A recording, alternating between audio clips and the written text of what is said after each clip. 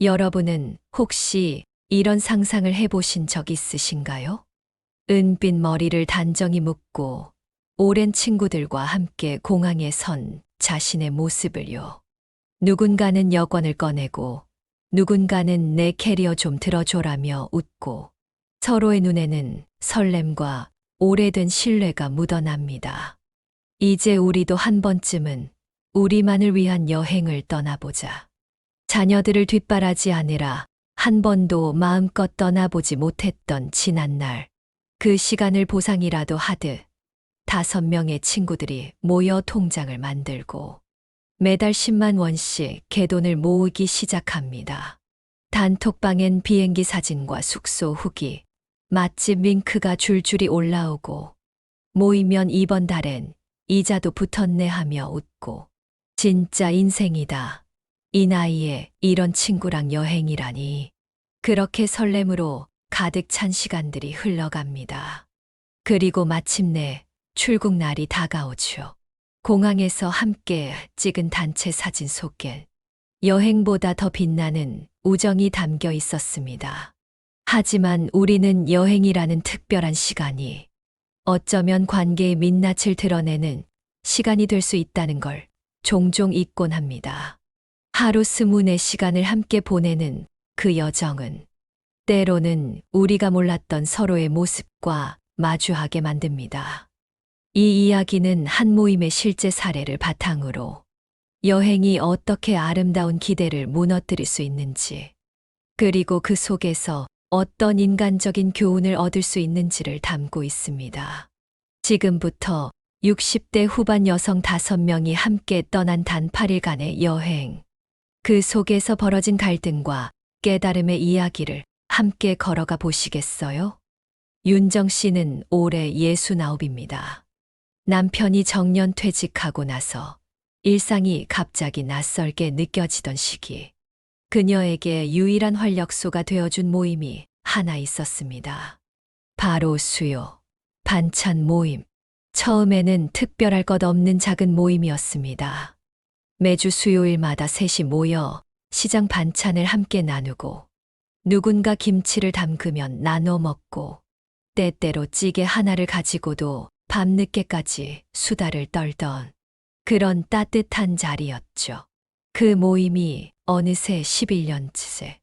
이제는 5명이 함께 모이는 단단한 공동체가 되었습니다. 모두 60대 후반에서 70대 초반. 아이들 결혼시키고 손주 돌보느라 분주했던 시간도 지나고 이제는 조금은 나 자신을 위한 삶을 살아도 되지 않을까. 그런 마음이 모임 속에 스며들기 시작했습니다. 그러던 어느 날, 늘 긍정적이고 추진력 있던 명자 언니가 말했습니다.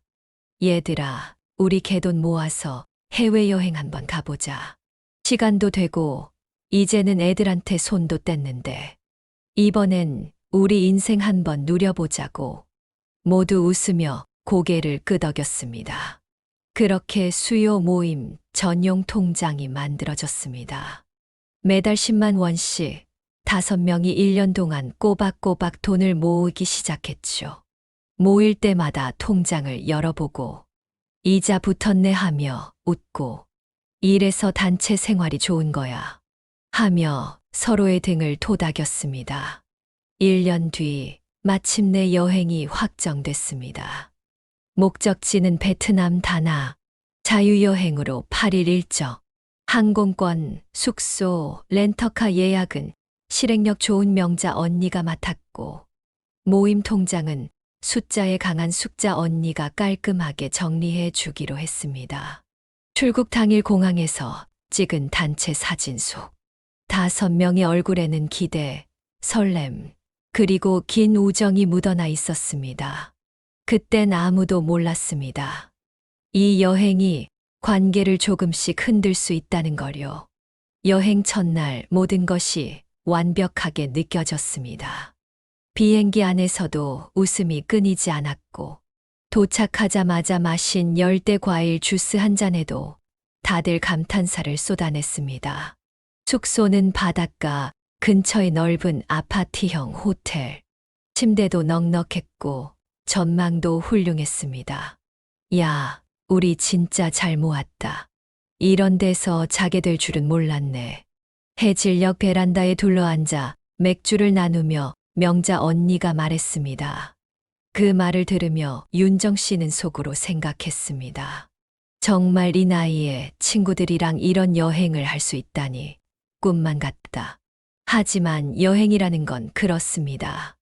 이틀, 사흘 시간이 지날수록 사소한 것들이 조금씩 드러나기 시작합니다. 셋째 날 아침, 주방에서 밥을 차리던 은주 언니가 조용히 말했습니다.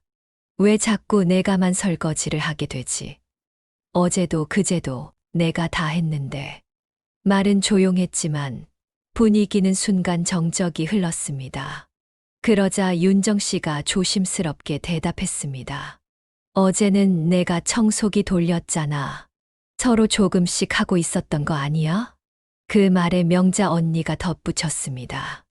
그럼 앞으로는 아예 돌아가면서 하자. 근데 윤정아, 너 아침에 계속 늦잠 자니까 빠지는 것 다들 알고는 있어. 그 순간 공기에서 뭔가가 투 하고 떨어진 듯한 기분이 들었습니다. 윤정 씨는 입술을 깨물며 말없이 방으로 들어갔고 아무도 뒤따라가지 않았습니다. 그날 저녁 식탁은 어색했습니다. 분명 맛있는 음식을 앞에 두고 있었지만 젓가락은 느릿했고 그 누구도 사진을 찍지 않았습니다. 단톡방도 조용했고 식사 후에는 각자 핸드폰만 들여다본 채 방으로 흩어졌습니다. 그제야 윤정 씨는 어렴풋이 느꼈습니다. 이 여행이 끝날 때 우리의 관계도 지금과 같을 수 있을까? 넷째 날, 여행의 중반을 지나면서 사람들의 말투엔 살짝씩 피로가 묻어나기 시작했습니다. 전날 밤 늦게까지 일정을 조율하다 보니 모두 잠이 부족했고 덥고 습한 날씨 속에 움직이는 것도 점점 버거워졌습니다. 오후 시장 구경을 마친 후 다 함께 카페에 앉아 쉬던 중 숙자 언니가 말을 꺼냈습니다. 아까 점심감 내가 카드로 긁었어. 이건 각자 얼마씩 내면 될까? 그 말에 은주 언니가 고개를 갸웃하며 말했습니다.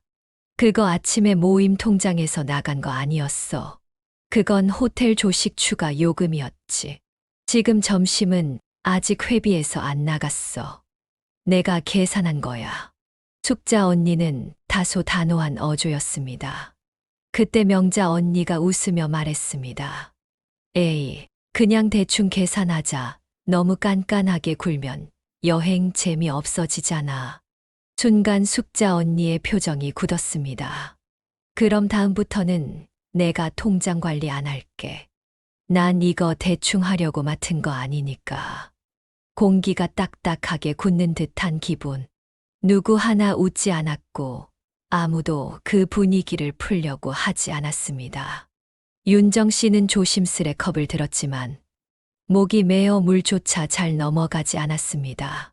돈 얘기는 하지 말 걸 그랬나. 하지만 이미 꺼내진 말은 주워 담을 수 없었습니다. 그날 저녁 숙소에 돌아온 뒤에도 아무도 내일 뭐 할까 묻지 않았습니다. 각자 핸드폰을 들여다보다 일찍 불을 껐고 침대 위의 정적은 마치 서로의 마음을 가늠하는 눈치 게임처럼 느껴졌습니다. 여행 전 통장 하나에 웃고 떠들던 그들은 이제 그 통장 때문에 점점 말을 아끼고 있었습니다. 다섯째 날 아침, 윤정 씨는 일찍 눈을 떴습니다. 밤새 여러 생각이 떠올라 잠을 설쳤고 이대로 분위기가 더 어색해질까 마음이 무거웠죠. 그래서 먼저 일어나 주방을 정리하고 간단한 토스트와 과일을 준비했습니다. 그러던 중 기념품 가게에 들른 그날 오후. 윤정 씨는 아기 옷가게 앞에서 걸음을 멈췄습니다. 이거 민성이 입히면 예쁘겠다. 손에 들어 올린 조그마한 옷을 보며 말하자 명자 언니가 피식 웃으며 말했습니다. 야, 너 여기까지 와서도 손주 걱정이냐. 진짜 재미없게 산다. 너. 순간 윤정 씨의 손이 살짝 떨렸습니다. 방금 그 말이 농담이라는 건 알았지만 이상하게 가슴 깊이 스며들어 아프게 꽂혔습니다. 그녀는 아무 말 없이 옷을 제자리에 내려놓고 문득 공기가 너무 답답하다며 밖으로 나왔습니다. 시장 바깥 벤치에 앉아 조용히 숨을 고르고 있는데 숙자 언니가 다가와 옆에 조심스럽게 앉았습니다. 윤정아, 미안해. 명자 언니가 너무 직설적이잖아. 나도 아까 말 들으면서 마음이 좀 그랬어. 윤정 씨는 고개를 천천히 끄덕이며 말했습니다. 아니야. 원래 그런 언니인 거 알지. 그냥 내가 너무 기대를 했나 봐. 우리끼리 가면 행복하기만 할 줄 알았거든. 잠시 정적이 흐른 후 숙자 언니가 말했습니다. 다음엔 그냥 둘씩 짝지어서 여행 다니는 것도 나쁘지 않겠다. 그 말에 윤정 씨는 억지로 미소를 지었지만 눈가에는 어느새 습기가 고였습니다. 그리고 조용히 대답했죠. 그냥 다음은 없어도 될 것 같아. 그 순간 숙자 언니는 아무 말도 하지 못했습니다. 오래도록 함께였던 사람들이 이토록 조용히 멀어지는 것도 가능하다는 걸 그 자리에서 처음 실감했기 때문입니다. 6째 날부터는 누구도 단톡방에 사진을 올리지 않았습니다. 예쁘게 차려입고 카페를 가도 사진 대신 핸드폰만 내려다보았고 말보다 침묵이 익숙해졌습니다. 비행기 출발을 앞둔 마지막 날, 5사람은 공항 대기실에 앉아 있었습니다. 출국할 때 찍었던 단체 사진 속의 환한 얼굴은 어디에서도 찾아볼 수 없었습니다. 윤정 씨는 창밖을 바라보며 생각했습니다. 그땐 왜 그렇게 다들 들떠 있었을까? 우리가 진짜 몰랐던 건 서로가 아니라 관계의 거리였던 건 아닐까? 한쪽에서는 명자 언니가 무심한 듯 트렁크를 정리하고 있었고, 숙자 언니는 계산기를 두드리며 남은 돈 정리를 하고 있었습니다. 은주 언니와 영희 언니는 아무 말 없이 각자의 목을 주무르며 피로를 달래고 있었죠. 누구 하나 다음에 또 가자는 말을 하지 않았습니다. 귀국 비행기 안에서조차 5사람은 서로 마주 보지 않은 채 창밖만 응시하고 있었습니다. 그 모습은 마치 긴 여행을 함께 한 사이가 아니라 우연히 옆자리에 앉게 된 낯선 사람들 같았습니다. 한국에 도착한 후에도 단톡방은 조용했습니다. 잘 들어갔어. 조심히 들어가. 같은 인사도 없었고 그저 읽은 표시만 남은 채 하루, 이틀, 일주일이 흘렀습니다. 수요 반찬 모임은 점점 뜸해졌습니다. 누구도 먼저 이번 주에 뭐 먹을까 묻지 않았고 그 유명했던 개돈 통장도 언제부턴가 아무도 언급하지 않았습니다. 윤정 씨는 가끔 일요일 아침마다 단톡방을 바라보다가 잠시 멈칫하고 핸드폰을 내려놓곤 했습니다. 언젠가 누군가 먼저 우리 수요일에 만날까 말해주지 않을까 기대하면서도 이제는 더 이상 그 말이 오지 않을 수도 있다는 걸 조금씩 받아들이고 있었습니다. 그 여행이 끝난 뒤 윤정 씨는 오랜 시간 스스로에게 묻곤 했습니다. 왜 우리는 그렇게 어긋나게 되었을까? 정말 단지 여행 중 피곤했기 때문이었을까? 아니면 그동안 보지 못했던 서로의 본 모습이 드러났기 때문일까? 그 질문의 답은 아주 작은 차이에서부터 시작됐습니다. 첫 번째 이유, 생활 리듬의 차이입니다. 우리는 평소 친구를 만날 때 보통은 점심 한 끼 혹은 차 한 잔 정도의 시간만 공유합니다. 그 짧은 만남 속에서는 누가 몇 시에 일어나고 어떤 순서로 하루를 보내는지 그다지 중요하지 않습니다. 하지만 여행은 다릅니다. 하루 24시간을 온전히 함께 보내야 하죠. 이번 여행에서도 그랬습니다. 명자 언니는 새벽형 인간이라 해 뜨기 전부터 눈을 떴고, 은주 언니는 늦게 자고 늦게 일어나는 타입이었습니다. 윤정 씨는 아침엔 느긋하게 커피 한 잔으로 시작해야 했고, 숙자 언니는 항상 일정에 따라 움직이려 했습니다. 처음엔 나는 아침 약간 늦게 나올게 하고 웃으며 넘겼지만, 점점 그 차이가 왜 나만 기다려야 하지? 라는 감정으로 변해갔습니다. 씻는 순서, 헤어드라이어 사용 시간, 방 정리 스타일, 에어컨 온도 조절, 수면 시간까지. 어쩌면 사소해 보이는 이 모든 것들이 조금씩 피로를 쌓이게 만들었습니다. 특히 나이가 들수록 각자의 루틴은 더 견고해지고 그 틀에서 벗어나는 걸 불편하게 느끼게 됩니다. 그래서 좋은 친구일수록 오히려 함께 여행하기엔 더 조심스러워져야 하는 법입니다. 서로의 차이를 감당하기보단 그 차이를 모른 채로 지내는 것이 우정을 더 길게, 더 건강하게 지켜주는 방법일지도 모릅니다. 두 번째 이유, 돈에 대한 감각의 차이입니다. 갯돈을 모을 때까지만 해도 모두가 같은 돈을 냈으니 같은 마음이겠지라고 생각했습니다. 하지만 여행을 시작하자 그 동일했던 금액은 각자 다른 의미로 다가오기 시작했습니다. 명자 언니는 말했습니다. 하루쯤은 좀 좋은 레스토랑 가서 추억을 남겨야지. 반면 은주 언니는 그 말에 살짝 눈살을 찌푸렸습니다. 비싼데 굳이 가야 해. 그 돈이면 손주 선물 하나 더 사는 게 낫지 않나. 같은 금액을 내고 떠난 여행이지만 누군가에겐 이왕이면 값진 추억을 만들자는 소비의 의미였고 또 누군가에겐 꼭 필요한 데만 쓰자는 절약의 의미였던 겁니다. 문제는 이 감각의 차이가 단순한 소비 성향으로만 끝나지 않았다는 데 있습니다. 점차 그것은 그 사람의 성격, 가치관, 심지어 인간성에 대한 판단으로 이어졌습니다. 아, 얘는 생각보다 자기 중심적이네. 조용히 있더니 돈 앞에서는 꽤 따지는 구석이 있구나. 그런 생각들이 마음속에서 피어나기 시작하면 다시 그 관계로 돌아가기란 생각보다 쉽지 않죠. 여행 중에 돈 이야기를 하지 말라는 말은 결코 괜한 말이 아닙니다. 돈은 단순히 숫자가 아니라 그 사람의 삶을 바라보는 방식, 무엇을 중요하게 여기는지를 적나라하게 드러내는 거울입니다. 그리고 그 거울 속의 모습이 예상과 너무 달랐을 때 우리는 당황하게 되죠. 같은 친구였는데 왜 이렇게 다를까? 그 충격은 풍경이 예뻤던 기억보다 훨씬 오래 남습니다. 세 번째 이유, 책임 분담에 대한 생각 차이입니다.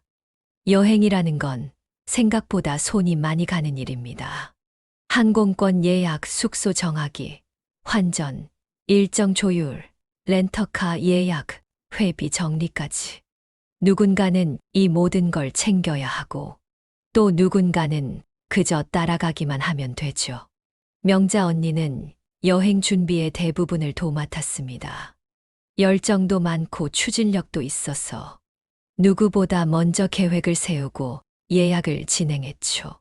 그걸 부담이라 느끼지 않고 즐기는 듯 보였지만 마음 한편에는 늘 작은 불만이 자리하고 있었습니다. 숙자 언니는 엑셀 파일까지 만들어 회비 정산을 깔끔히 정리했습니다. 그 노력은 분명 대단했지만 다른 사람들은 그 정도는 할 수 있는 거 아니야? 하고 가볍게 여기는 분위기였습니다. 명자 언니는 어느 날 저녁 말했습니다. 솔직히 말하면 나 너무 힘들었어. 다 알아서 할 줄 알았는데 결국 이것도 내가 다 했네 싶은 생각이 들었어. 그 말을 들은 은주 언니는 말했습니다. 근데 너 이런 거 좋아하잖아. 우리야 잘 몰라서 그냥 맡긴 거지. 일부러 안 도운 건 아니었어. 그 대답에 명자 언니는 한참 동안 말을 잇지 못했습니다. 좋아한다는 이유로 모든 수고가 당연시되는 순간, 노력은 취미가 되어버리고 고마움은 사라집니다. 여행 후반으로 갈수록 이런 말들이 누적된 피로 위에 쌓이며 서서히 균열을 만들었습니다. 사람의 관계는 거창한 사건보다 이런 작은 불균형, 그리고 노력을 당연하게 여기는 태도에서 더 많이 무너집니다. 친구 사이에도 고마워라는 말이 필요하고, 서툴더라도 내가 할게 한마디가 상대를 버티게 해주는 순간이 있다는 걸 우리는 여행이 끝난 후에야 비로소 깨닫게 됩니다. 네 번째 이유, 말 한마디가 깊은 상처가 된다는 것입니다. 야, 넌 진짜 여행 와서도 재미가 없다다. 그러니까 내 주변에 친구가 없는 거야. 넌 왜 그렇게 느리니? 매번 기다리게 해. 이런 말들, 평소에는 농담처럼 들릴 수도 있습니다. 웃으며 넘기기도 했고, 오히려 더 친하다는 이유로 거리낌 없이 주고받았던 말이기도 했죠. 하지만 여행 중에는 다릅니다. 낯선 장소, 익숙하지 않은 리듬, 늘어나는 피로감 속에서 사람은 생각보다 쉽게 예민해집니다. 특히 나이가 들수록 감정의 반응은 더 섬세하고 조심스러워집니다. 윤정 씨는 여행 5째 날에 들은 그 말이 지금도 귓가에 맴도는 듯합니다. 너 진짜 여기까지 와서도 손주 걱정하냐? 재미없게 산다. 너. 그 말 한마디가 그날 하루를 무너뜨렸고 그 여행 전체의 기억을 어둡게 만들었습니다. 말은 흔적을 남기지 않는 것 같지만 사실 가장 오래 남는 건 말입니다. 좋은 말보다 나쁜 말이 오래가고 장난처럼 던진 말 한 줄이 그동안 쌓아온 신뢰와 애정을 무너뜨릴 수 있습니다. 그 말이 진심이 아니었다는 걸 알아도 그 순간 느껴졌던 서운함은 사라지지 않습니다. 특히나 마음을 열고 함께 떠난 여행이라면 상처도 그만큼 깊이 남습니다. 중년 이후의 인간관계에서 가장 중요한 건 감정의 경계를 지켜주는 배려입니다. 가깝다고 해서, 오래됐다고 했어. 함부로 해도 괜찮은 건 결코 아닙니다. 우리는 말로 친해지고 또 말로 멀어지기도 합니다.